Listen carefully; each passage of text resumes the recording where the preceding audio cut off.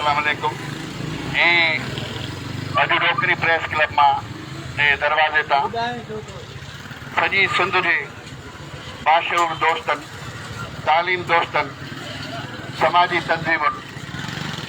उस्तादनि जे तंज़ीमुनि, private school, आम शहरी खे गुज़ारिश थो कयां सॼी सिंध जे माण्हुनि खे त महिरबानी करे सिंध सरकार ते प्रेशर वधाइनि त जीअं असांजे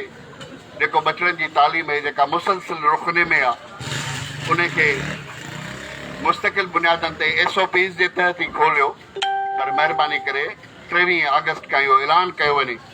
त असांजा स्कूल SOPs जे तहत खोलिया वञनि। तालीम ॾिसो बीमारी आहे, असां कोविड खां कॾहिं बि इनकार न कयो आहे त को कोविड जेका आहे उहा ख़तरनाक न आहे ऐं कोविड जेका आहे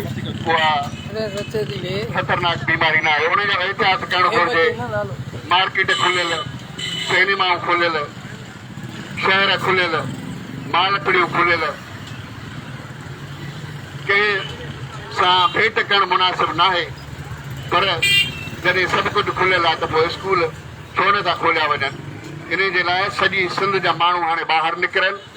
ऐं स्कूल खोलियो तहरीक जेका आहे उहा हलाई वञे। मां आजिज़ जमाली, राबिया खलील, गुल लगारी वारनि दोस्तनि, उस्ताद तंज़ीमनि, हफ़ीज़ दायो खे स्पेशली, सफला ऐं चांडियो साहब खे, उन खां अलावा सिलगिरी साहब खे बि मां गुज़ारिश थो कयां त महिरबानी करे शफ़ी सेठो साहब खे गुज़ारिश थो कयां ऐं दोस्त असांजा रहमत बलाल वारा इहे जेके इन ॿाहिरि निकिरनि ऐं इहे जेके बि सॼी सिंध में रैलीज़ ऐं प्रोटेस्ट सुभाणे स्कूल खोलण जे लाइ थी रहिया आहिनि, उन में आम माण्हू जॾहिं शिरकत करे वालदेन जॾहिं डिमांड कंदा त ॾिसो ॿियो सभु कुझु खुलियल आहे, SOPs जे तहत स्कूल नथा खोले सघजनि। ॾिसो शागिर्द ई त SOPs जे तहत जेको आहे उहो अमल करे सघे थो, उहो पाबंद आहे उस्ताद जे ॾाढो, उहो डिसिप्लिन में आहे। उनखे असां जेके बि कोविड जो प्रिकॉशन्स आहिनि या जेके बि असांजूं जेके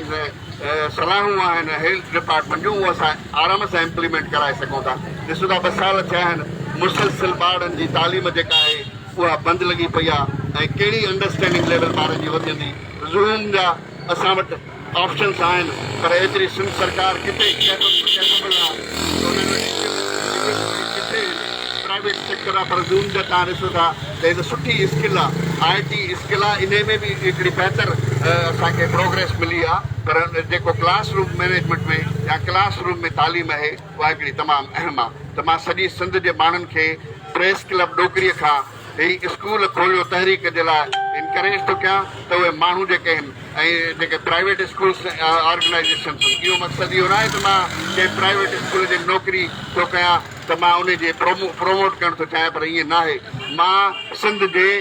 सरकारी बेंचुनि ते वेठल बचड़नि जी तालीम जे लाइ जेको आहे सो आवाज़ थो उथारियां त जीअं असांजा ॿार आहे जेके आहिनि उहे तालीम प्रॉपर हासिल करे सघनि ऐं टाइमली हासिल करे सघनि। तमामु घणो नुक़सानु थी चुको आहे, सभु कुझु खुलियल आहे, उनजे बावजूदि स्कूल छो बंदि आहिनि। त सिंध सरकार जे मुराद अली शाह खे, साईं सरदार शाह खे, अकबर लगारी साहब खे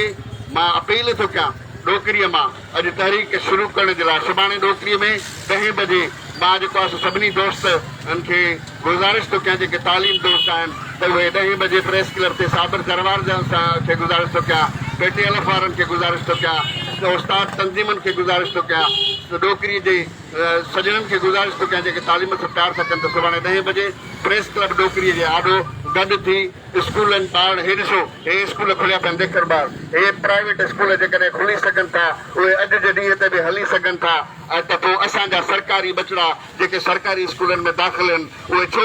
तालीम खां जेको परते आहिनि। महिरबानी करे प्रिकॉशन्स वठो, उन जे लाइ फंड्स खे प्रॉपर यूज़ कयो, इक्विपमेंट्स ॾियो ऐं ॿारनि उस्तादनि जी ट्रेनिंग जेका करायो ऐं सॼी जॾहिं वैक्सीनेटेड आहे सॼो, तव्हांखे यकीन कयो सॼी सिंध जे माण्हुनि खे जेके अंग अखर पाण हेल्थ डिपार्टमेंट, एजुकेशन डिपार्टमेंट पाण जेको वैक्सीनेशन जा ॾिना आहिनि उन में सॼी सिंध जो जेको बि स्टाफ आहे उहो 90 खां मथे जेको आहे सो वैक्सीनेटेड आहे। त अहिड़ियुनि हालतुनि में असां पंहिंजे स्कूल बंदि करे असां जेको आहे सो पंहिंजे बचड़नि जी तालीम खे तबाह न कयूं। मां वरी बि सॼी सिंध जे समाजी तंज़ीमुनि,